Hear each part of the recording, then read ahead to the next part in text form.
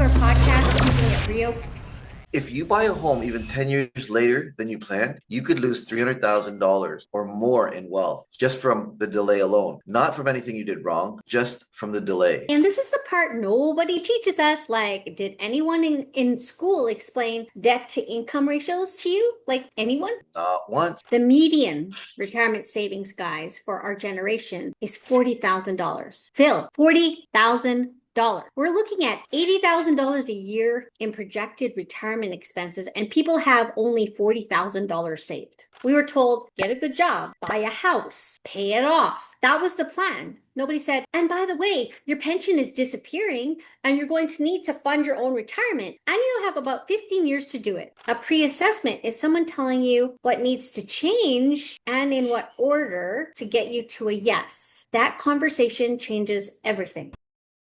Hey everyone, welcome back to Keeping It Real. I'm Irene, and as always, I've got my guy Phil with me. I feel like today's topic is one that we both just needed to have out loud. Like, we needed to say the quiet part out loud. Yeah, we really did, because I've had this conversation so many times with clients and my kids' friends and my own family, and I keep hearing the same thing. The bank said no, or the bank said I need to save more, and then nothing. No roadmap, no next steps, just a no. Yeah, really, a closed door with no directions to the next door. And that's exactly what we're talking about today. We're talking about how to get set up strategically, intentionally, to own your own home one day. Whether you're 24 and just starting out, or you're 44 and you're still renting and wondering if it's even possible anymore. This episode is for you.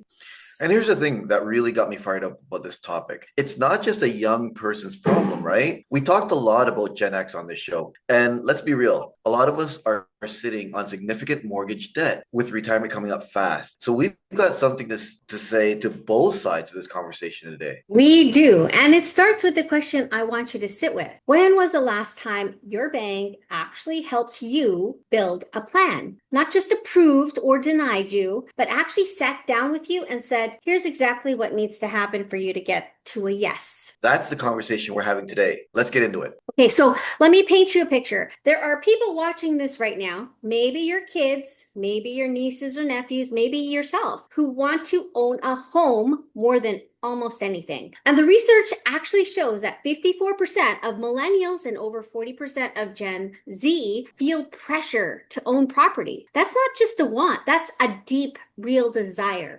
And yet the gap keeps widening. In Canada, millennials are owning homes at a lower rate than Gen X and baby boomers were at the same age. And here's the number that got me. If you buy a home even 10 years later than you planned, you could lose $300,000 or more in wealth just from the delay alone. Not from anything you did wrong, just from the delay. Yeah, because home ownership has always been a forced savings plan, right? Every mortgage payment you make is building equity. You're not just paying for a roof over your head, you're paying yourself. And when you're renting, that's money that builds someone else's equity, not yours. And I want to be clear, I'm not shaming anyone who rents. Life is complex. Sometimes renting is exactly the right choice, but I want people to at least be making a conscious, strategic choice, not just a default one. Exactly. And here's why it feels so impossible for some people right now. They're carrying more debt than any generation before them. Student loan, car payments, credit cards, and cost of living, that just keeps going up. 76% of people in 2026 carry some form of debt, and 81% of those people say the debts has made them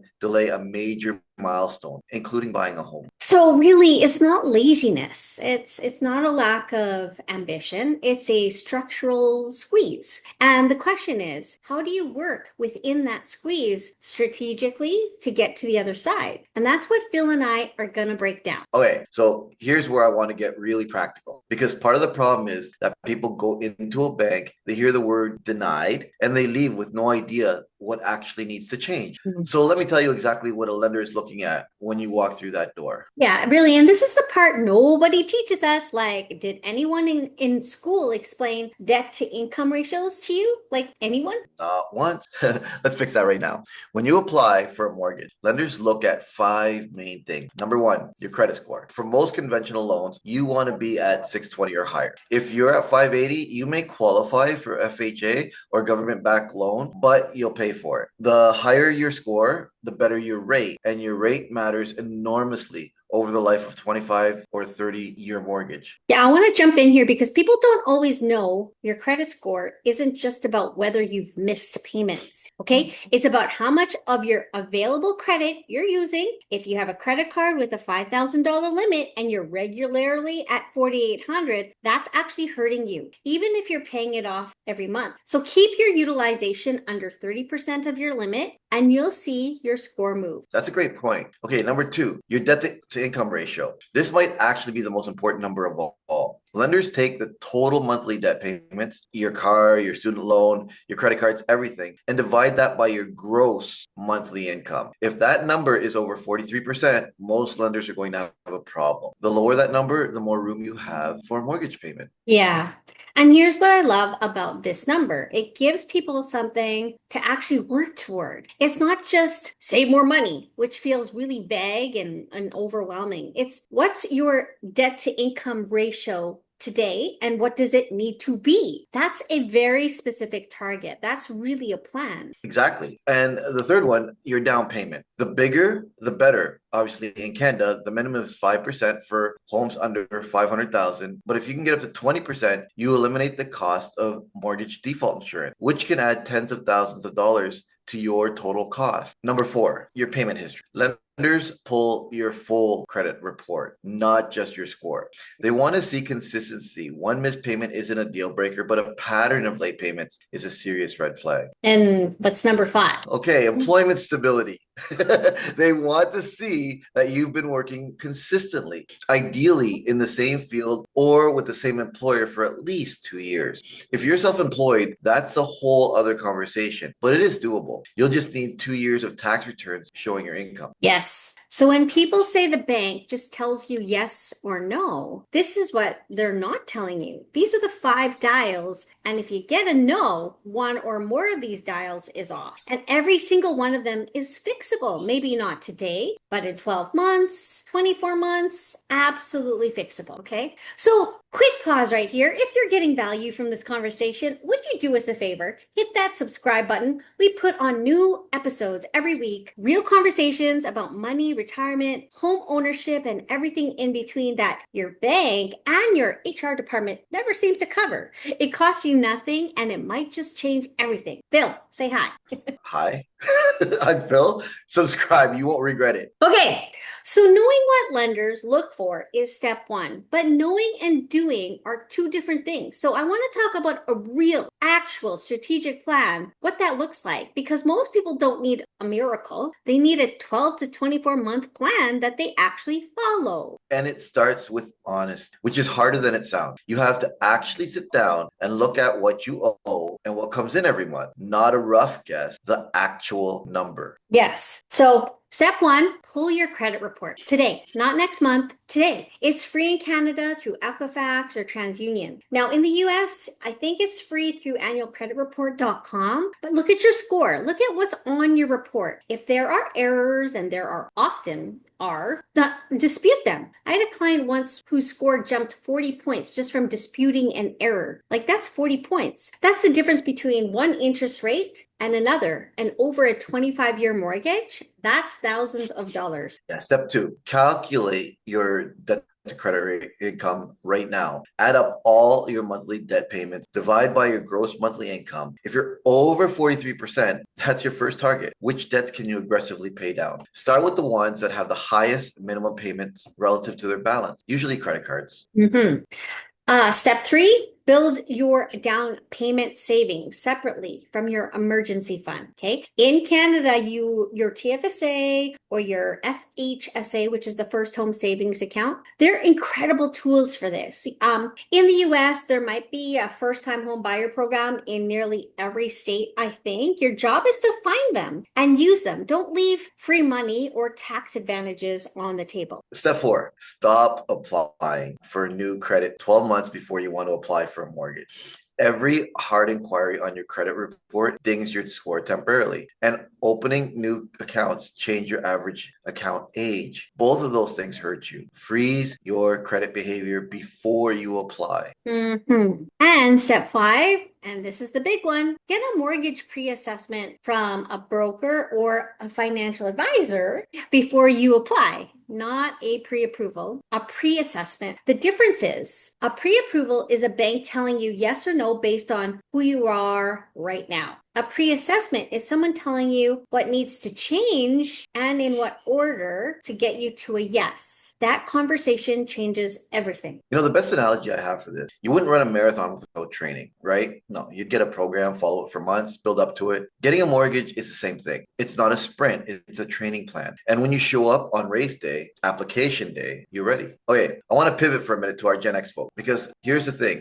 We talk a lot about the younger generations not being able to get into a home, but there's another problem on the other side of that. People who are in a home have been for decades and are now realizing that the mortgage they took is threatening their retirement. Yeah, the numbers are real. The average Gen X mortgage balance in 2026 is over 286,000, and only 16% of Gen Xers feel they have enough saved for retirement. The median retirement savings, guys, for our generation is $40,000. Phil, $40,000.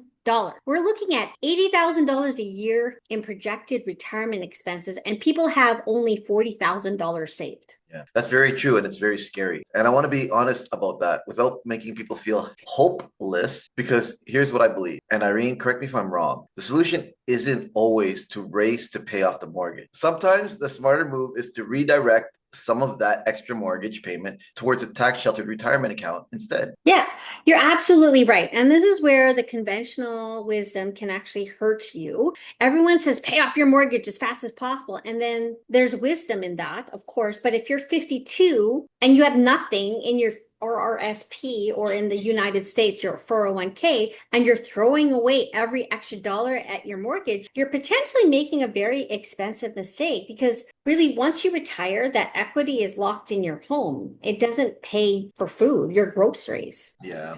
You know, the conversation Gen X needs to have is not just how do I get out of my mortgage debt? It's what does my retirement actually need to look like? And how does my mortgage fit into that picture? Those are two different goals, and they need a plan that addresses both in the right order. Yeah, and here's what kills me. The reason so many of us are in this position is because nobody ever taught us to think about both at once. We were told, get a good job, buy a house, pay it off. That was the plan. Nobody said, and by the way, your pension is disappearing and you're going to need to fund your own retirement, and you'll have about 15 years to do it. So we're not behind because we didn't try. We're behind because we weren't given the right map. Yeah, and that's exactly why this conversation matters, so that the generation behind us and our own kids have a different map. All right, let's land this plane. I'm going to give you 3 things to walk away with today. It's this. 1, your mortgage readiness is a score, not a verdict. Every number lenders look at is a number you can improve. 2, start before you think you're ready. Your 12-month plan should start today, not when you decide you're ready to buy. And 3, get help. People not from the bank, from someone who's going to tell you how to get a yes, and not just whether you're there yet. Yes, I love that. And I'd add one more for my Gen X people specifically. Please, please don't sacrifice your retirement for your mortgage. Both matter. Get a plan that covers both. You deserve to retire with dignity, and it's not too late. It is not too late. We hope that this was helpful today.